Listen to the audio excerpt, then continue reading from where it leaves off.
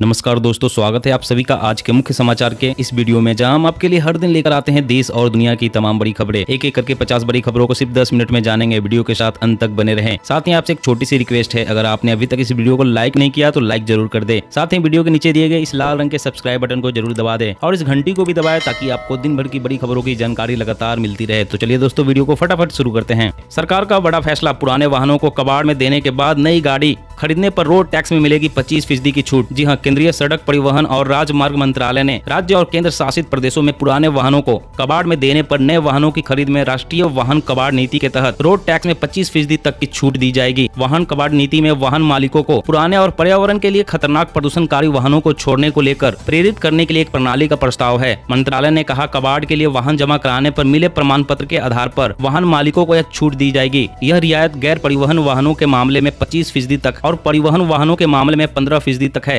मंत्रालय ने कहा, यह रियायत परिवहन वाहनों के मामले में 8 साल तक और गैर परिवहन वाहनों के मामले में 15 साल तक उपलब्ध होगी। और अगली बड़ी खबर की बात करें, कच्चे माल की कमी से भारत में महंगी होगी दवाइयां। चीन में बिजली संकट से आ रही समस्या। जी हां, चीन में छाए बिजली संकट का असर अब फार्मा उद्योग पर भी दिखने लगा है। वहां से कच्चे माल की सप्लाई में भारी कमी के चलते फार्मा इंडस्ट्री पर संकट के बादल छा गए हैं। आपूर्ति में किल्लत के चलते साल्ट के दाम आसमान छूने लगे हैं। इसका असर दवाओं की कीमतों पर भी पड़ेगा। कारोबारियों का कहना है कि ज्यादा पैसे देकर भी फार्मा उद्योग को कच्चा माल नहीं मिल पा रहा है। ऐसे में आने वाले दिनों में दवाइयों के दाम बढ़ने तय हैं। अमृतसर में फार्मा की बड़ी इंडस्ट्री है। यहाँ पर करीब 40 यूनिट चल रही है। इन्होंने बताया कि कच्चे माल की 90% सप्लाई चीन से होती है, मगर वहाँ पर बिजली संकट के चलते कच्चे माल की सप्लाई नहीं होने के कारण फार्मा उद्योग में करीब 30 से 40% उत्पादन कम हो गया है, जिसके चलते जल्द ही दवाओं के दाम बढ़ेंगे। और अगली बड़ी खबर की बात करें तो छात्रों की सुरक्षा को लेकर स्कूलों की जवाबदेही तय करने के लिए केंद्र ने जारी की गाइडलाइन। लापरवाही बरतने वालों पर होगी कार्रवाई। जी हाँ, केंद्र ने बच्चों की सुरक्षा के मामले में स्कूल की जवाबदेही तय करने के लिए नई गाइडलाइंस जारी की है। गाइडलाइन का पालन नहीं करने पर जुर्माना लगाया जा सकता है। यहाँ तक कि स्कूलों की मान्यता भी रद्द हो सकती है। कहा गया है कि स्कूलों को एक सुरक्षित बुनियादी ढांचा देने, समय पर चिकित्सा सहायता मुहैया कराने, छात्रों द्वारा रिपोर्ट की गई शिकायतों पर त्वरित कार्रवाई करने, डराने धमकाने की रोकथाम करने, शारीरिक दंड, भेदभाव और मादक पदार्थों के सेवन का उपयोग रोकने और कोविड-19 दिशा निर्देशों को सख्ती से पालन करना होगा।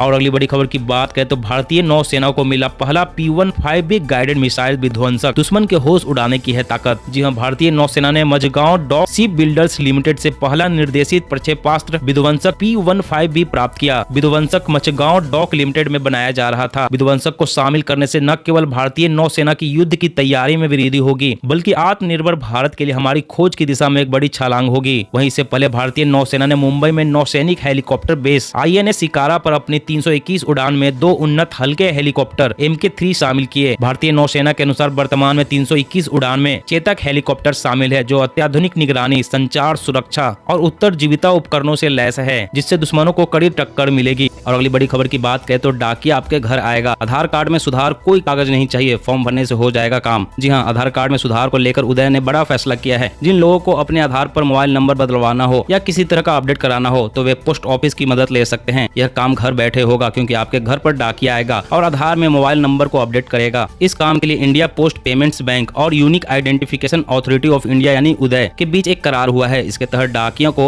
डाकियों को आधार कार्ड होल्डर के मोबाइल नंबर को अपडेट करने की अनुमति मिली है। आधार से जुड़ी यह सेवा इंडिया पोस्ट पेमेंट्स बैंक के 650 नेटवर्क, 1.46 पोस्ट, 1.5 लाख पोस्टमैन और ग्रामीण डाक सेवक के जरिए लोगों को दी जा रही है। इस सर्विस का लाभ उठाने के लिए आपको 25 रुपए बतौर शुल्क देना होगा। और अगली बड़ी खबर की बात करें तो सिर्फ सांस की बीमारी ही नहीं बल्कि वायु प्रदूषण इस खतरनाक रोग की भी है वजह। अध्ययन में मिले चौंकाने वाले नतीजे। जी हाँ, वायु प्रदूषण की वजह से लोगों को सांस संबंधी बीमारियों से जूझना पड़ता है, लेकिन अब इसका असर स्पर्म की संख्याओं पर भी पड़ रहा है। रिसर्चर्स ने दिखाया कि कैसे वायु प्रदूषण मस्तिष्क में सूजन पैदा करके स्पर्म की संख्या को कम करता है। उदाहरण के लिए भावनात्मक तनाव महिलाओं में मासिक धर्म को बिगाड़ देता है। हालांकि ये नया अध्ययन बताता है कि कैसे प्रदूषित हवा प्रजनन क्षमता को कम करता है। निष्कर्षों से पता चला है कि वायु प्रदूषण के कारण होने वाले नुकसान को चूहों के दिमाग में एक सूजन मार्कर को हटाकर दूर किया जा सकता है। ये अध्ययन इस बात का सुझाव भी देता है कि हम ऐसे उपचार विकसित करने में सक्षम हो सकते हैं जो बीमारी को खत्म करते हुए प्रजनन क्षमता पर वायु प्रदूषण के हानिकारक प्रभाव को कम कर सकता है। और अगली बड़ी खबर की बात करें तो आपने भी ली है LIC पॉलिसी तो हो जाए सावधान, नहीं तो डूब सकती है आपकी गाढ़ी कमाई। जी हाँ, देश में ऑनलाइन फ्रॉड और साइबर क्राइम के मामले तेजी से बढ़ते जा रहे हैं। कुछ जालसाज LIC अधिकारी, एजेंट या बीमा नियामक IRDA के अधिकारी बनकर ग्राहकों को फोन करते हैं और मोटी चंपत लगा देते हैं। इस कॉल में वे इंश्योरेंस पॉलिसी से संबंधित फायदों को बढ़ा चढ़ाकर बताते हैं। इस प्रकार वे वर्तमान पॉलिसी सरेंडर करने के लिए ग्राहक को राजी करते हैं। अगर आपके पास भी इस तरह का कोई कॉल आता है तो उसके झांसे में ना आए। ये जालसाज पॉलिसी सरेंडर कराकर बेहतर रिटर्न दिलवाने के लिए कुछ ग्राहकों से अच्छी खासी रकम वसूल लेते हैं, जबकि कुछ ग्राहकों द्वारा सरेंडर की गई रकम को झूठे वादे करते हुए अन्य जगहों पर निवेश करा दिया गया है। इस प्रकार कंपनी का प्रतिनिधि बनकर पॉलिसी होल्डर्स को गुमराह किया जा रहा है। LIC ने अपनी तरफ से जारी किए अलर्ट में साफ कहा है कि कंपनी अपने ग्राहकों को कोई भी पॉलिसी सरेंडर करने का सुझाव नहीं देती है। और अगली बड़ी खबर की बात करें तो इस राज्य में इलेक्ट्रिक वाहन खरीदने पर नहीं देना होगा कोई टैक्स और रजिस्ट्रेशन फीस। EV को बढ़ावा देने के लिए लिया गया फैसला। जी हाँ, उड़ीसा सरकार ने घोषणा की है कि वह इलेक्ट्रिक वाहनों के लिए मोटर वाहन टैक्स और रजिस्ट्रेशन शुल्क में पूरी तरह से छूट देगी। इलेक्ट्रिक वाहनों को तेजी से अपनाने के लिए प्रोत्साहित करने के प्रयास में यह कदम उठाया गया है। कहा कि राज्य सरकार ने सभी प्रकार के बैटरी से चलने वाले वाहनों के लिए मोटर वाहन टैक्स और रजिस्ट्रेशन फीस में 100% छूट की अनुमति दी है। अपनी EV नीति के माध्यम से राज्य सरकार 2025 तक बैटरी से चलने वाले वाहनों के कम से कम 20% रजिस्ट्रेशन प्राप्त करना चाहती है और राज्य में ऐसे वाहनों और उनके एलिमेंट्स के निर्माण को बढ़ावा देना चाहती है। और अगली बड़ी खबर की बात करें तो बिना एड्रेस प्रूफ के भी बुक करें LPG सिलेंडर। सरकार ने नियमों में किया बदलाव। जी हाँ, अगर आप LPG कनेक्शन लेने का सोच रहे हैं और आपके पास एड्रेस प्रूफ नहीं है तो आप भी सिलेंडर खरीद सकते हैं। आपको बता दें कि कुछ समय पहले तक यह नियम था कि जिन लोगों के पास कोई एड्रेस प्रूफ हो वे ही रसोई गैस सिलेंडर ले सकते हैं, लेकिन देश की सरकारी तेल कंपनी इंडियन ऑयल कॉर्पोरेशन ने आम लोगों को राहत देते हुए